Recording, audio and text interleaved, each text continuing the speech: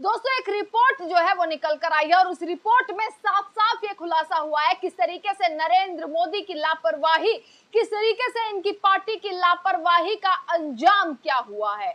आपको बता देते हैं कि पहलगाम हमला तो आपको याद ही होगा कि पहलगाम में आतंकी हमला हुआ था 22 अप्रैल को, जिसके बाद पूरा देश आक्रोश में था।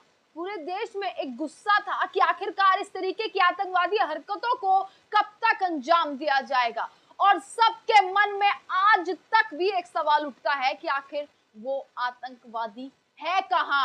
आखिरकार ये सरकार जो एक के बदले 10 सर लाने की बात करती है, आखिरकार वो आतंकवादी आज तक छिपे कहां हैं, इस चीज का पता नहीं लगा।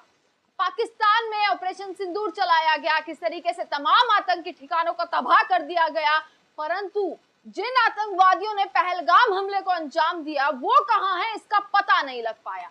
परंतु आपको याद होगा कि 22 अप्रैल पहलगाम आतंकी हमले के बाद मोदी सरकार ने 3 स्केच, जो आपको मैं इस वक्त दिखा रही हूं, 3 स्केच जो है वो जारी किए थे। 3 तस्वीरों के स्केच बनाए थे, चित्र जो है वो जारी किए थे और बताया गया था कि ये वो 3 आतंकवादी हैं जिन्होंने इस हमले को अंजाम दिया और सब सोच भी रहे थे। जिसके बाद 2 महीने का वक्त पूरा हो चुका, परंतु आज तक ये पता नहीं लगा, आज तक ये सरकार इस चीज की जवाबदेही नहीं दे पाई कि वो है कहां, वो कहां छिपे हैं, किन्होंने अंजाम दिया, कहां वो छिप कर बैठे हैं, कब उन्हें सजा सुनाई जाएगी, इसका कोई जवाब इस देश की सरकार के पास नहीं है। अब एक इंडियन एक्सप्रेस की रिपोर्ट जो है वो निकल कर आई है। जैसा कि मैंने शुरुआत में बताया कि देश की सुरक्षा से जुड़ी चीजों पर भी ये सरकार किस तरीके से झूठ परोसती है, वो आपको मैं यहाँ पर बता रही हूँ। इंडियन एक्सप्रेस की एक रिपोर्ट निकल कर सामने आई और इस रिपोर्ट में साफ साफ लिखा है कि जो ये स्केच सरकार ने, नरेंद्र मोदी ने, अमित शाह ने जारी किए, इनमें से एक भी स्केच ठीक नहीं है।